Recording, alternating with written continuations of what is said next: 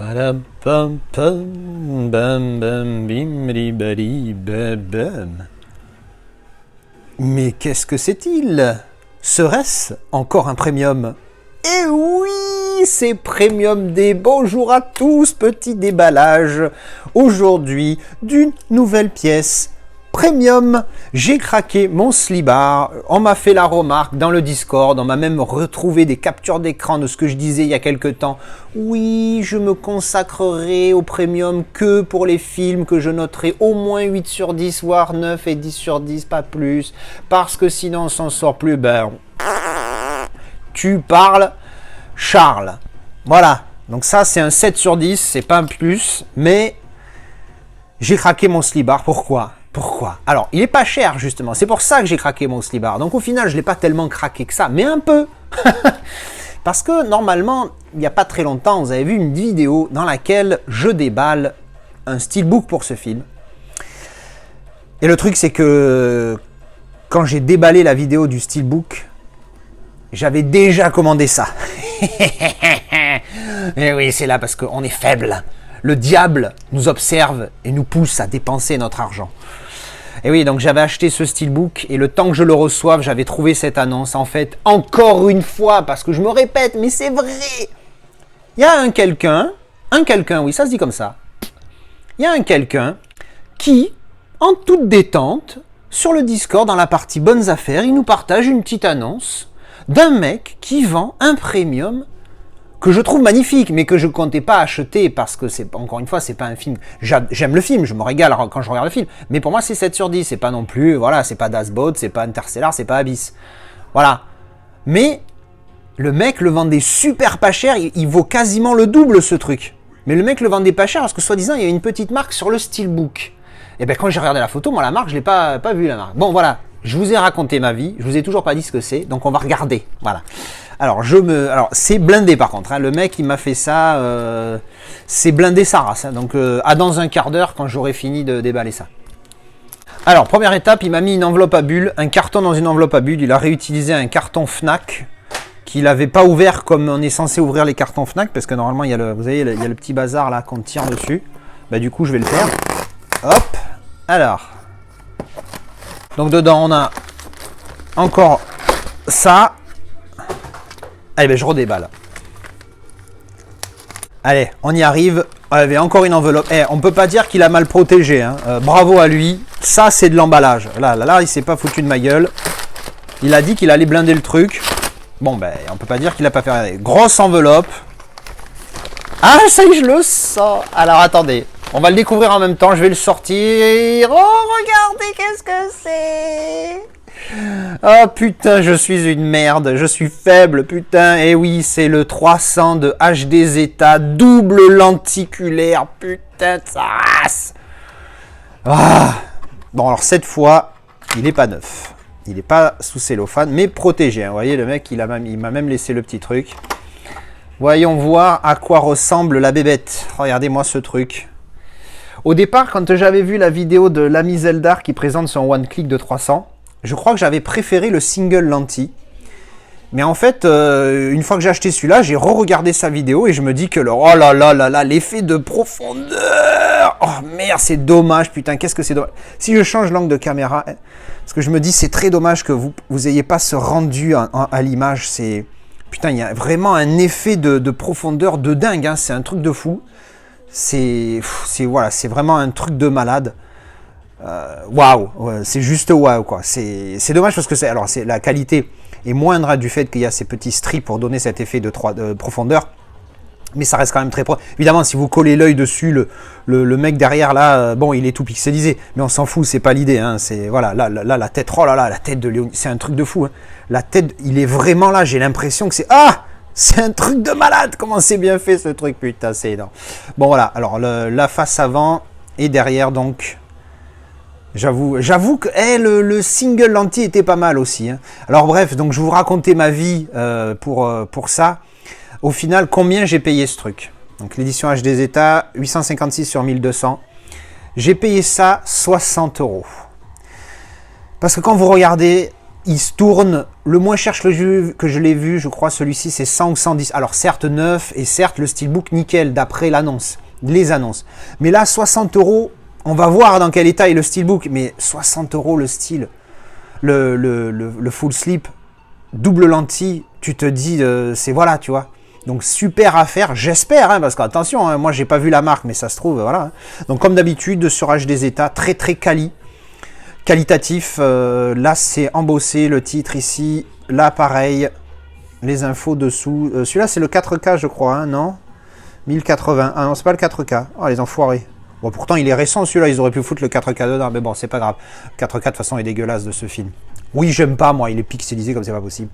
Alors le steelbook en question, hop, alors pas le steelbook en question que j'avais acheté, ben, reprend exactement ce visuel. Oh là là là là là là, le folder, la qualité. Putain, ça saute aux yeux tellement il est quali ce truc. Ah ouais, ouais, non, tu sens, c'est visuellement, tu sens que c'est ultra qualitatif.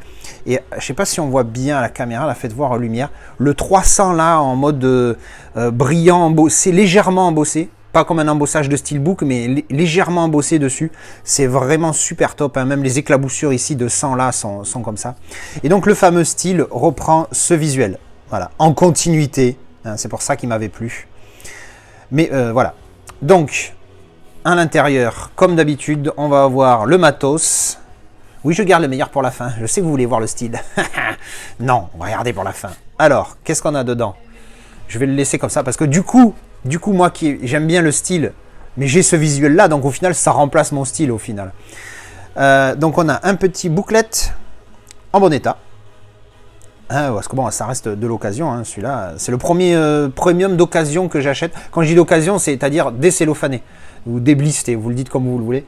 Hunter Killer je l'avais eu blisté, Dashbot blisté, Interstellar blisté, 1917 blisté, Terminator 2 blisté, ouais en fait tous Venom.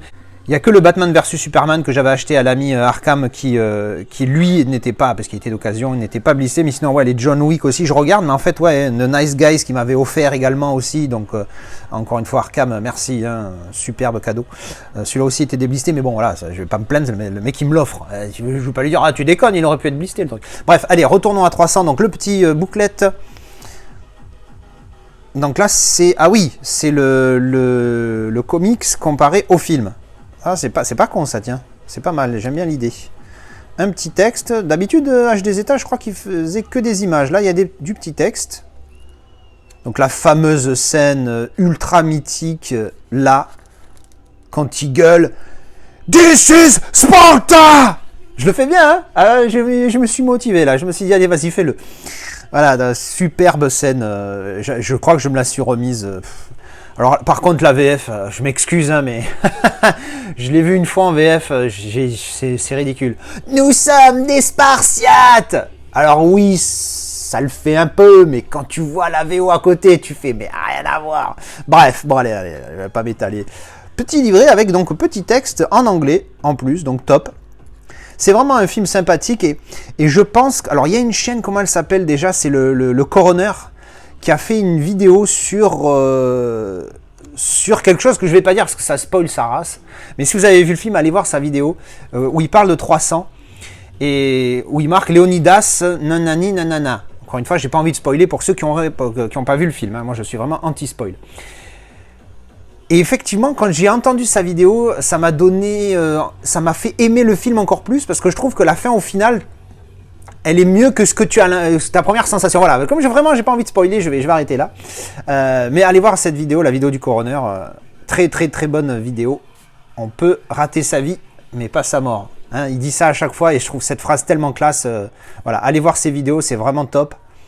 Leur vidéo, hein, parce qu'il n'est pas tout seul, hein, le mec, on voit le mec à l'image, mais il n'est pas tout seul, il a une équipe derrière. Alors, les cartes postales, en mode carte postale, hein, comme d'habitude, avec... Ah non, pas cette fois, d'habitude, il y a en mode vraiment carte postale, machin d'adresse, le timbre et tout. Là, il y a juste 300 derrière de partout. Mais grosse taille, donc, Leonidas, et Part of the 300s. Pas mal. Ah oui, la fameuse scène où il demande quel est votre métier. Oh ah, si ça c'est pas un film de mec qui pose ses couilles, Je sais pas ce que c'est, quoi. Il n'y a pas film plus viril, plus masculin, plus ce que tu veux. Là, les féministes, on repasse. Hein. Mais bon, allez, on s'en bat la rondelle. Voilà, bon, ben, on a fait le tour. Les cartes postales qui sont vraiment sympathounettes. Et donc, on va visionner un petit peu ce steelbook, voir s'il est effectivement abîmé. Hop. Ok, j'ai vu la marque. Franchement, s'il n'y a que ça, ça me va. Oh là, il déboîte. Putain, il défonce. Alors, la marque, on va s'y arrêter tout de suite. Je vais mettre l'autre angle, 2 secondes. La marque, elle est là. Là, je ne sais pas si vous voyez, mais ah oui, là, ça se voit un petit peu. Ça fait enfoncer, en fait. Là, ça se voit quasiment pas. Voilà, vous voyez, ça fait une espèce de bosse ici. Alors, on pourrait dire que c'est embossé, mais en fait, pas du tout.